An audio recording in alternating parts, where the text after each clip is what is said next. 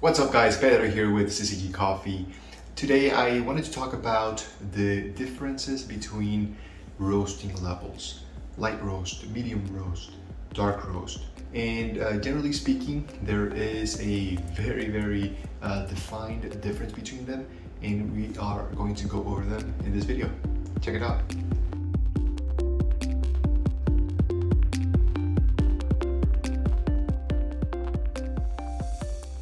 Now, generally speaking, whenever you buy coffee, you'll notice that they detail in the bag what type of roasting level you are getting. Either a light roast, a medium roast, a dark roast, or somewhere in between light medium, medium dark roast, or very dark roast. And right off the bat, if you're aiming to get high quality coffee, you're gonna be in the medium roast and down. So anywhere between light roast and medium roast. And I'm gonna try to explain the reasoning behind this. With light roast coffee, you are keeping the most amount of flavor from that original green bean. Now, as you may know or not, the coffee farmers spend tons of hours, energy, and their expertise in order to make it so that their green coffee is exceptional. And what this means is when you roast that green coffee and it starts developing within your coffee machine, within your roasting machine, these flavors start to develop.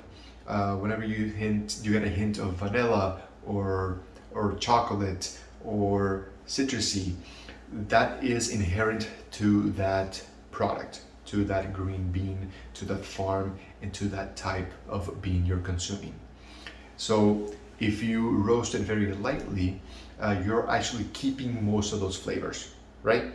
Now, if you go too dark into the spectrum, that means you're losing most, if not all, of those inherent notes. And it's simply because you're burning the coffee. So generally speaking, our coffee here at Syzygy is going to be between light and medium light roasted, simply because we are keeping the most out of that original flavor without burning it. Now, we can go into the rabbit hole and make a 2-3 hour long video just talking about the differences, but I want to preface it by saying that if you are looking to get good quality coffee, try a light roast, and if it tastes good, that is generally speaking a good cup of coffee, simply because you are actually tasting the coffee itself and the complexity of the bean. If you go into a very dark coffee, regardless of how expensive it is, how great it was produced by the coffee farmer, even if it was a very cheap coffee or very expensive coffee, if you dial it up to 11 and burn that coffee into what a dark roast comes to, that is going to be like a full city French, Italian roast. These are very dark coffee beans that tend to lose out on the inherent flavors. And they're all gonna taste very similar, which is why it makes no sense to buy very expensive dark roast, because generally speaking, all dark roast tastes very similar. It tastes like burnt coffee or charcoal. So why would anyone roast coffee to a very high degree? Why would you roast it into a dark coffee? There are a few reasons. There's some people who actually like dark roast coffee, and that's fine. I particularly hate it. But people do enjoy it. Some people try to get that dark coffee and smother it in creams or milk or half and half or sugar just to mask the coffee flavor or the intense coffee flavor that they're getting, not knowing that what they're doing is dialing back the harshness of a dark roast.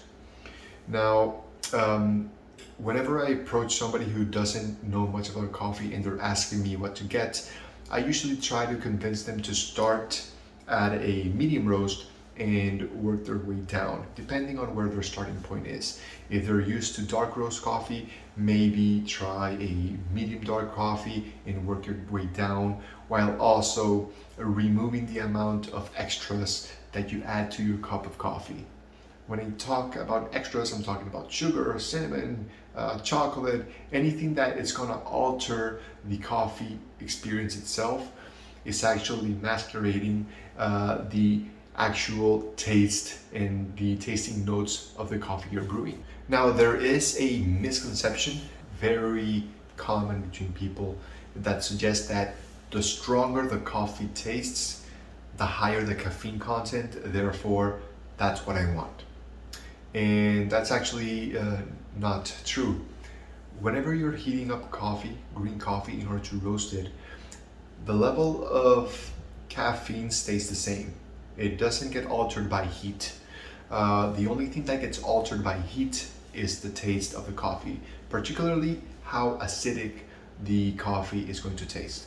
The lighter the roast, the brighter and more acidic it's going to be, which is actually something that you're looking forward to in a cup of coffee. And the darker it is, you're going to experience more bitterness, which is something that you actually don't want. And people tend to associate bitterness with high caffeine content.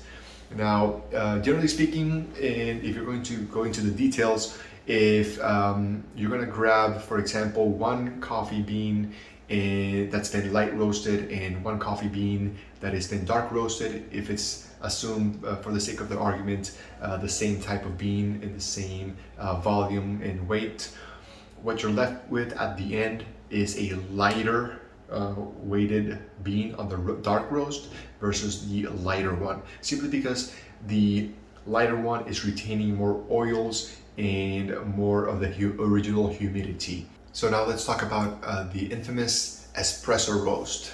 This is actually, you'll see in many bags of coffee. That is also sort of a marketing gimmick, I would say. There is no such thing as an espresso roast because you can make an espresso with a light bean or lightly roasted bean, medium roasted bean, dark roasted bean. The thing is, people are usually more accustomed to a dark roast whenever an espresso comes to mind.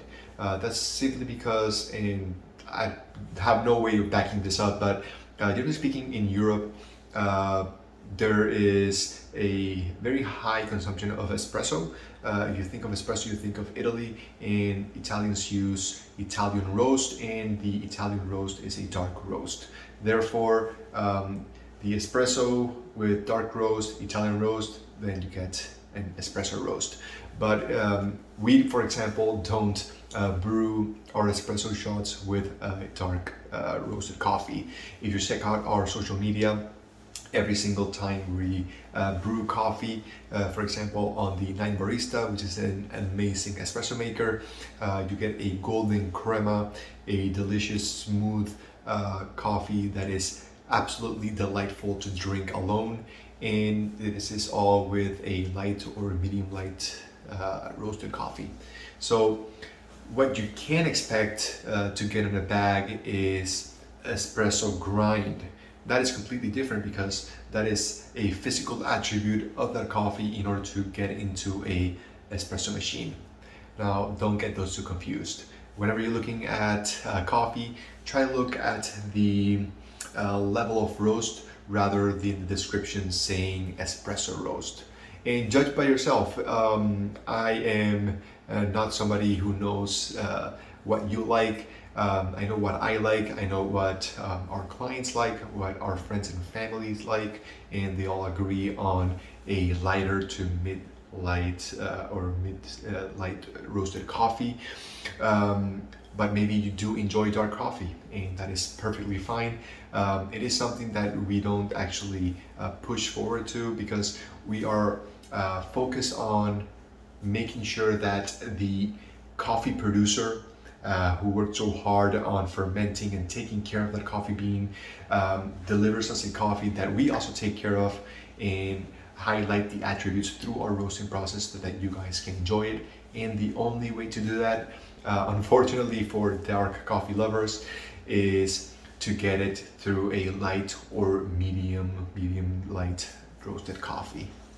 Now, one thing I have noticed is that people tend to also associate dark roasted coffee with the amount of crema that you're getting, specifically through an espresso shot.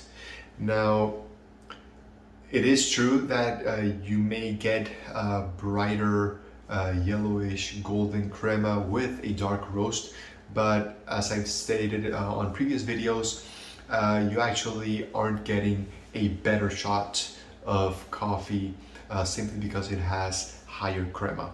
As a matter of fact, if you know about Arabica coffee and other types of coffee, namely Robusta coffee, you'll know that Robusta actually produces much higher percentage of crema when it's being brewed through an espresso. And if you know anything about coffee, you'll know that Robusta is not the best type of coffee. It's great for other types of things, such as desserts or aromatics and things like that. But in terms of consumption, it's not the best. It's used for very mass-produced coffee or things you get in the supermarket that have been mixed with a lot of milk and sugars to kind of hide the fact that it's very yucky tasting coffee. So overall, that's not something you should associate. Dark roast with crema or even a blooming, while it does look spectacular, it does not mean it's actually better.